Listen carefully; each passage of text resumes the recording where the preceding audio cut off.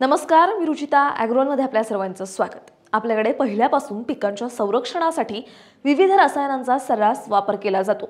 यामध्ये विविध रासायनिक बुरशीनाशके, कीडनाशके यांचा समावेश होत असतो। परंतु अनेकदा या कीडनाशकांच्या चुकीच्या वापरामुळे विपरीत परिणाम होतात। अशा घटना टाळण्यासाठी कीडनाशक विकत घेताना शेतकऱ्यांनी नेमक्या कोणत्या गोष्टी लक्षात ठेवाव्यात जेणेकरून भविष्यातील परिणाम टाळता येऊ शकतात, याविषयीच आपण आजच्या व्हिडिओतून जाणून घेणार आहोत।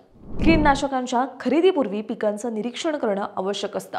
कोणतीही कीड पिकामध्ये किती प्रमाणात आहे, किती पिकं किडलेली आहेत हे लक्षात घेऊनच शेतकऱ्यांनी कीडनाशक फवारावीत। यामध्ये रस शोषणाऱ्या किडींचं प्रमाण 15 ते 20% आणि खोड किडे, बोंडअळ्या, पाने पोखरणाऱ्या किंवा गुंडाळणाऱ्या किंवा पाने खाणाऱ्या अळ्यांचा प्रादुर्भाव 5% पेक्षा जास्त असल्यास रासायनिक कीडनाशकांचा वापर करावा। यापेक्षा कमी प्रादुर्भाव असल्यास शेतकऱ्यांनी जैविक कीडनाशके वापरावीत।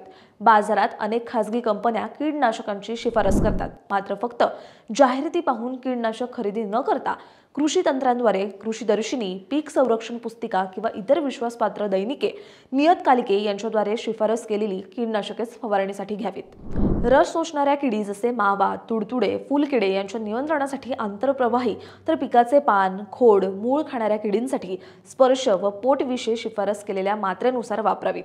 कीडनाशकांच्या बाटल्या किंवा पाकिटं खरेदी करताना त्यावरील वापराची अंतिम तारीख म्हणजेच एक्सपायरी डेट तपासून घ्यावी। आपण घेत असलेल्या कीडनाशकांचं तांत्रिक नाव आणि त्याचं प्रमाण पॅकेटवर लिहिलेलं आहे की नाही ते पाहावं। उदाहरणार्थ इमिडाक्लोप्रिड हे तांत्रिक नाव असून ते कॉन्फिडॉर 17.8% SL किंवा टाटामिडा 17.8% SL या व्यापारी नावानं मिळत असलं तरी प्रत्येक पॅकिंगवर घटकांच्या खाली इमिडाक्लोप्रिड आणि त्यांचं प्रमाण लिहिलेलं असतं। तसं तपासूनच कीडनाशकं विकत घ्यावीत।